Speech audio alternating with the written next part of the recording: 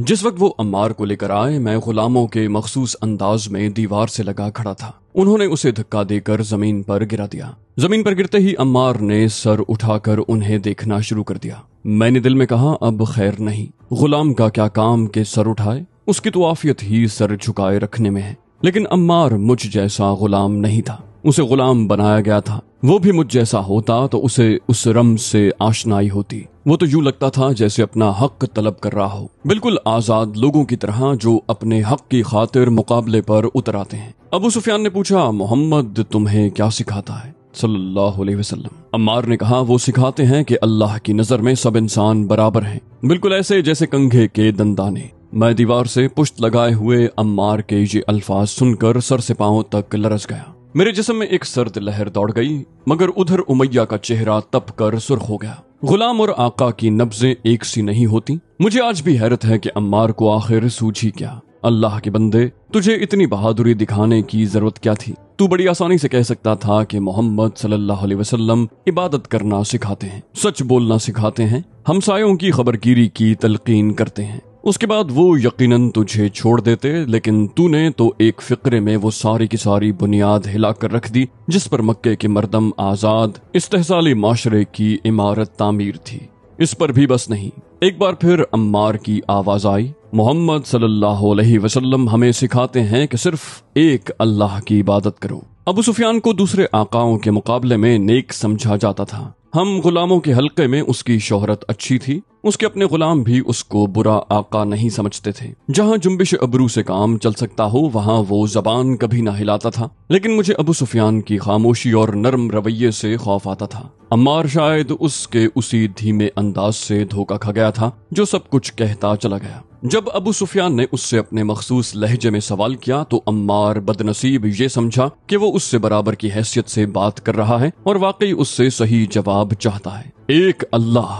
अबू सुफियान के लहजे में गुस्सा कम और तजस्सुस ज्यादा था। लेकिन हमारे तो 360 खुदा हैं, वो जो हमारी हिफाजत करते हैं, हमारी मुरादें बरलाते हैं। कितनी अच्छी तरह याद है मुझे वो दिन और उस वाक़े का एक एक लम्हा। और क्यों याद ना होता कि उस दिन चंद सानियों के बाद मेरी सारी कायनात बदल गई। अबू सुफियान ने कहा, मोहम्मद को एहसास नहीं है कि हम मक्के में खुदाओं को घर मुहैया करते हैं, यही हमारी रोजी है। सब कबीलों के अपने अपने खुदा हैं जिनकी परस्तिश के लिए वो यहाँ आते हैं। खुदा हमारे माबूद भी हैं और हमारा जरिया मौश भी। और क्या हम लोग गरीबों कमजोरों की निगहदाश्त नहीं करते? अबू सुफियान कहते कहते रुक गया, बिल्कुल ड्रामाई अंदाज में, जैसे बड़े बड़े मुकर्रर कोई बात कहकर तासुर पैदा करने के लिए थोड़ा सा वक्फा देते हैं। अम्मार ने कहा, अगर हम 360 खुदाओं को छोड़कर एक खुदा को मानने लगे जो नजर भी नहीं आता और जो हर जगह बताया जाता है, इस बाग में, ताइफ में, मदीने में, यरूशलेम में, चांद पर, तो फिर मक्का कहाँ जाएगा? जब हर घर में खुदा होगा तो यहाँ कोई क्या करने आएगा?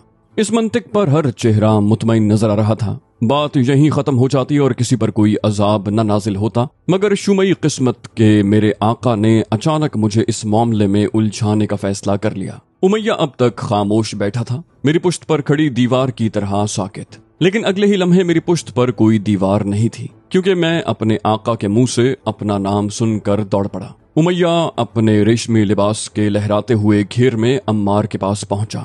बोला, तुम कहते हो कि एक गुलाम का रुतबा उसके आका के बराबर है? वो तेजी से चलता हुआ अम्मार के पास आकर यकायक रुका तो उसकी रेशमी अबा उसकी पुश्त पर लहराकर एक लम्हे के लिए उसके गिर्द लिपट गई। उमैया ने फिर कहा, ये स्याह फाम बिलाल जिसे मैंने अपने पैसे से खरीदा है, ये मेरे बराबर है। ये कहकर वो रुका और बजों में खुद अपने सवाल की माकूलियत का लुत्फ उठाने लगा। मैं बिलाल इस सारे कज़िये से अलग था। मेरा किसी बात से कोई सरोकार था ही नहीं और हो भी क्या सकता था। मुझे तो खामखा बीच में घसीट लिया गया था। मैं गुलाम इब्ने गुलाम, मुझे क्या कि कौन किसके बराबर है या नहीं है। मैं तो कुछ था ही नहीं, न किसी के बराबर, ना बेहतर, ना फुरोतर। मेरी नजर में मेरा कोई वजूद होता तो मैं अपने आप को किसी पैमाने से नापता भी। मैं तो था ही नहीं। उमैया के अल्फाज में गुस्सा भी था, तंज भी, और उसी तंजिया लहजे में ये सवाल पूछते हुए वो अपना हाथ एक प्याले किसी शक्ल में अम्मार के मुंह के पास ले गया, बिल्कुल मस्खरों के से अंदाज में। सूरत हाल मुख्तलिफ होती तो शायद मुझे उस पर हंसी आ जाती। उमैया को जवाब का इंतजार नहीं था, उसे जवाब की जरूरत भी नहीं थी। ऐसी बात का जवाब हो भी क्या सकता था। लेकिन अम्मार की आकिबत ना अंदेशी के वो इस सवाल का भी जवाब देने को तैयार हो गया। बोला, मोहम्मद सल्लल्लाहु अलैहि वसल्लम कहते हैं कि अल्लाह के नजदीक तमाम इंसान बराबर हैं, खा वो किसी नस्ल किसी रंग के हों। महफिल पर सन्नाटा छा गया। फिर मैंने अपने आका की आवाज सुनी, बिलाल। मुझे क्या खबर थी कि इस दफा मेरा नाम इसलिए पुकारा जाएगा कि मुझे एक जिंदगी से दूसरी जिंदगी मिलने वाली थी। बस अल्लाह ही जानता है, जो जानता है कि अगले लम्हे क्या होने वाला है। एक सानिये में मैं तामीले हुक्म के लिए हाजिर था। उमैया ने कहा, बिलाल इसको बताओ कि तुम में और एक रईस मक्का में क्या फर्क है। ये लो और मार मार के इसका चेहरा मस्ख कर दो ताकि इसे सबक मिल जाए। ये कहकर उसने कोड़ा मेरे हाथ में थमा दिया। कैसा वाज़ेह हुक्म था, कितना मुख्तसर और जामे। मैं आज तक उन फिक्रों की जामियत का अहाता नहीं कर सका। सोच में जुल्म की इंतहा, मगर लफ्ज कितने थोड़े से, कैसे गिने चुने। मकसद में तशद्दुद की लामुतनाही गुंजाइश, मगर फिक्रे कैसे बरजस्ता न पे तुले। अम्मार ने जमीन पर औंधे पड़े पड़े सर उठाकर अपना चेहरा मुझे सजा के लिए पेश कर दिया। अगले लम्हे क्या हुआ ये मैं शायद कभी बयान न कर सकूं।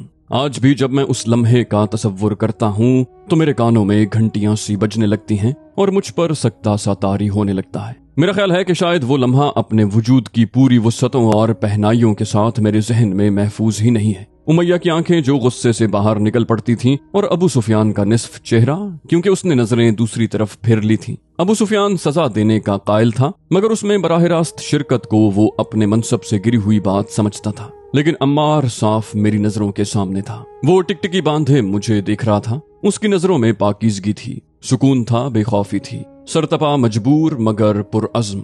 मैंने उसकी आंखों में एक ऐसी कुव्वत देखी जो मुझे अपने गुलामी के बंधन से भी ज्यादा ताकतवर महसूस हुई। ठीक उस लम्हे उमैया का गुलाम बिलाल किसी और का गुलाम हो गया। मैंने कोड़ा हाथ से गिरा दिया। सबने बैक वक्त एक आवाज के साथ अंदर की तरफ सांस खींचा। मुंह खुले हुए थे, चेहरे हैरत ज़दा। जो उन्होंने देखा था उनकी समझ में आ गया था। जो मैंने किया था मुझे मालूम था। एक गुलाम बागी हो गया था। अम्मार ने घिसटते घिसटते हाथ बढ़ाकर कोड़े को पकड़ने की कोशिश की और बिलाखिर कामयाब हो गया। कोड़ा पकड़कर उसने अपने लरसते हाथों से दोबारा मेरे हाथ में दे दिया। वो हौले हौले कुछ कह भी रहा था। उसकी सरगोशी मेरे दिमाग में चीखों की तरह गूंज रही थी। अम्मार ने कहा, बिलाल जो ये कहते हैं करो। बिलाल ये तुम्हें मार डालेंगे। लेकिन इस बार जो मैंने कोड़ा नीचे फेंका तो मेरे ऊपर जैसे नूर की फुहार पड़ गई। मैंने देखा कि अबू सुफियान ने उमैया को इशारा किया। मैंने हिंद की हल्की सी हंसी सुनी और मुड़कर उसकी तरफ देखा। मैं हिंद को सारी जिंदगी से जानता था, लेकिन उसके चेहरे की तरफ देखने की जुर्रत मुझे कभी न हुई।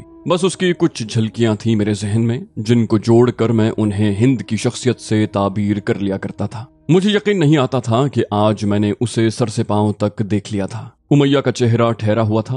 वो गैर मामूली तौर पर चुप चुप भी था। फिर एकदम मेरी तरफ देखा और कहने लगा, बिलाल अगर तुम्हें ये ज़ोम है कि तुम इंसान हो और ये कि तुम्हें भी खुदा रखने का हक है तो कान खोल कर सुन लो। तुम्हारे खुदा वही होंगे जो तुम्हारे आका के खुदा हैं। कोई नया खुदा मेरे गुलाम खाने में नहीं लाया जा सकता। फिर उमैया ने बाहर नजर दौड़ाई और कहा, तुम्हारी इस्लाह करनी पड़ेगी, लेकिन आज नहीं। मैं सूरज के निस्फ निहार पर आने का इंतजार करूंगा। आज वो जरा ढल गया है। पता नहीं किधर से इशारा हुआ, लेकिन अगले ही लम्हे मैंने अपने बाजुओं और गर्दन के गिर्द रस्सियों की गिरफ्त महसूस की और आनन फानन उन्होंने मुझे जिस तरह चाहा तोड़ा मरोड़ा, झंझोड़ा और जकड़ कर रख दिया। मैं गुलाम था, कभी नाफरमानी का तसव्वुर भी नहीं किया था, लेकिन उस वक्त मैं जरूरत से ज्यादा फर्माबरदार बना हुआ था। वो मुझे जिस तरफ मोड़ते मुड़ जाता, जिस तरफ बैठाते बैठ जाता, जब कहते खड़ा हो जाता, बांधने लगते तो मैं खुद हाथ पांव आगे बढ़ा देता। अच्छी तरह मुश्कें कसकर उन्होंने मुझे कमरे से बाहर धकेला और धक्का देकर गुलाम खाने के फर्श पर गिरा दिया। कल के सूरज के इंतजार में।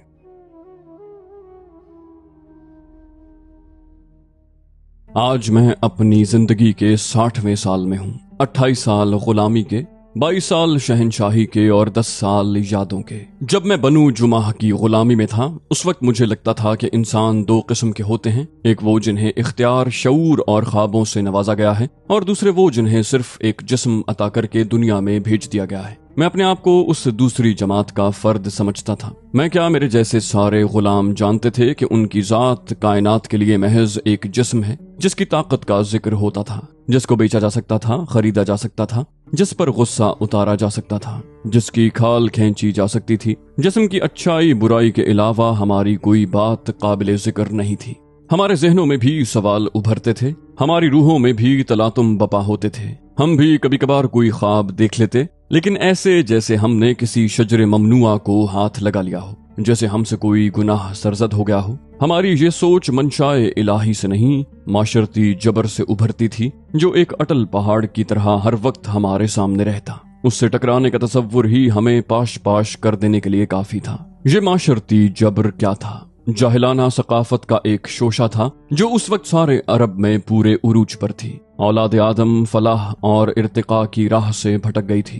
जिंदगी का कारवान एक ऐसी सूरत हाल के नरगे में था जो जुल्म, तकब्बुर, शराब और जुए की कशीद थी। इंसान तमद्दुन के मानी भूलकर ख्वाहिश परस्ती की उस अदना सतह पर आ चुका था कि उसकी अखलाकी रूह सिसक रही थी। वो दरिंदों की सी जिंदगी बसर कर रहा था। हर ज़ेरे दस्त उस दरिंदगी का शिकार था, और सबसे ज्यादा हम गुलाम, जो गुलाम साजी के एक जालिमाना रिवाज में तशद्दुद के कोलू में पेले जा रहे थे। ये एक ऐसा आहनी कफस था जिसमें किसी तरफ कोई रोजन नहीं खुलता था, कोई आवाज बाहर न जाती थी। हमारे आका बदलते रहते थे, मगर हर तब्दीली की चक्की हमें और ज्यादा तेजी से पीसती थी। तशद्दुद की उस खौफनाक फजा से नबरदाजमा होना तो दरकनार, हम उसके खिलाफ सदाए एहतजाज भी बुलंद नहीं कर सकते थे। हमारी रूहें चीखती थीं, मगर पुकार का कहीं से जवाब नहीं आता था। कोई मजहब हमारी दस्तगीरी के लिए मौजूद नहीं था। पुराने मजाहिब तहरीफों और तावीलों के गुबार में गुम हो चुके थे, और मजहबी कायदीन ने इजारादारियां कायम करके वक्त के हाकिमों की जालिमाना कुव्वतों के साथ सौदे कर रखे थे। इल्हामी मजाहिब की तालीम सरबा गिरेबां थी। इंसान की फिक्र आला दम बखुद और बेबस रोशनी की किसी किरण का इंतजार कर रही थी। यमन, सबा और अदन की कदीम सल्तनतों के साए में भी तहजीब की नशोनुमा हुई थी, मगर उन सल्तनतों को उजड़े मुद्दतें गुजर चुकी थी। कुरैश मक्का ने मुशरिकाना और बुत परस्ताना मजहबियत के साथ काबे की मुजावरी का कारोबार भी चमका रखा था। ताइफ और मक्का के महाजरों ने सूद के जाल फैलाए हुए थे। चंद पढ़े लिखे लोग थे जो पुराने मजाहिब का इल्म रखते थे, मगर उन्होंने भी फिक़ही मुशगाफियों और मनमानी तावीलों की दुकानें खोल रखी थी। ऐसा घुप अंधेरा था कि किसी समत, किसी उम्मीद अफजा एतकाद, किसी खुशाइंद नजरिए का जुगनू नहीं चमकता था। आज मैं उस दौर को किसी और नजर से देख रहा हूँ। उस वक्त तो मुझे इसका भी होश नहीं था कि मुझ पर क्या बीत रही है। एक समझौता सा कर लिया था हम गुलामों ने अपने शब रोज से। उन्हीं दिनों मक्के में एक ऐसा वाकया रूनुमा हुआ जिसने शहर की फजा ही बदल डाली। एक तूफान की आमद थी। तूफान तो शायद अभी दूर था, मगर उसकी घनगरज हर एक को सुनाई दे रही थी। गुफ्तगू के मौजू बदल गए थे। सारा शहर सोच में डूब गया था। मुख्तलिफ सतहों पर मुख्तलिफ रद्द अमल थे। कुछ लोगों ने उसे अपनी जात के लिए खतरा समझा, कुछ ने उसे इज्तिमाई सानेहा गर्दाना, कुछ ने जुज वक्ती हादसा समझकर टालने की कोशिश की। कुछ खुशफहमियों ने उसे किसी अहमियत के काबिल नहीं समझा। कुछ इतने मुतज़ब्ज़ब थे कि न उसे अच्छा कह सके ना बुरा, मगर फिक्रमंद सभी थे।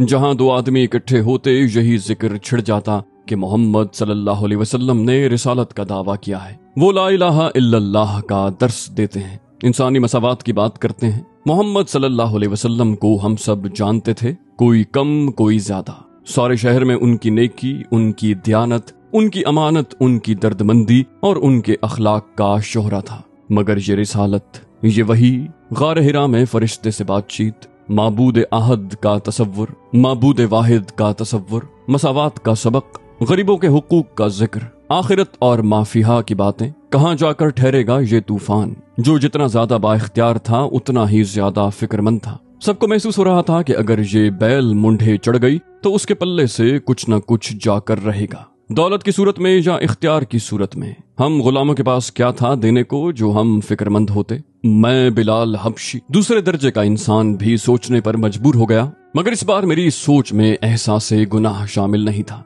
गुप अंधेरे में एक जोत जागी थी। ये उजाला मेरे लिए क्या लेकर आएगा? इस रोशनी में जो कुछ नजर आएगा मैं उसका मुतहम्मिल भी हो सकूंगा या नहीं। मगर ये सारी बातें बाद की थीं। उस वक्त सबसे मुकद्दम बात ये थी कि तारीकी में रोशनी की एक किरण फूटी है और मुस्तकबिल जो भी हो हाल से बदतर नहीं हो सकता। अपनी इस सोच की मुझे बड़ी कीमत चुकाना पड़ी, वो कीमत जो मेरे ख्याल में मेरे पास थी ही नहीं। मैंने मोहम्मद सल्लल्लाहु अलैहि वसल्लम को कई बार देखा था, लेकिन आज तक उनसे बात नहीं की थी। अकाज के 20 रोजा सालाना बड़े मेले के बाद जब काफिले अपने अपने घरों को लौटने के लिए मक्के से निकलते ही अपने गर्द गुबार में गुम हो जाते तो मक्का सुकड़ सा जाता। गलियों में दोबारा वही जाने पहचाने चेहरे नजर आने लगते। ये सब मेरे वाकिफ नहीं थे, लेकिन सूरत शनास मैं सभी का था। बहुत से तो गुलाम समझकर मेरी तरफ देखना भी गवारा न करते। कुछ पहचानते भी थे, लेकिन उनका मुझ जैसे गुलाम के साथ राहो रस्म रखने का कोई सवाल ही नहीं था। लेकिन मोहम्मद सल्लल्लाहु अलैहि वसल्लम मुख्तलिफ थे। वो जब भी पास से गुजरते तो मुझे मोहब्बत के अंदाज से मुस्कुरा कर देखते। यही वो मोहम्मद सल्लल्लाहु अलैहि वसल्लम थे जो अल्लाह की वहदानियत की बातें कर रहे थे। तो दोस्तों, ये थी हमारी आज की एपिसोड। उम्मीद करते हैं आपको हमारी एपिसोड पसंद आई होगी। जाने से पहले इस वीडियो को लाइक, शेयर और कमेंट करना मत भूलिए। और अगर आप हमारे चैनल पर नए हैं तो इसे सब्सक्राइब कीजिए और बेल आइकन पर क्लिक कीजिए ताकि आपको तमाम वीडियोस फौरन मिलती रहें। अगली वीडियो तक के लिए अपना ख्याल रखिए। अल्लाह हाफिज।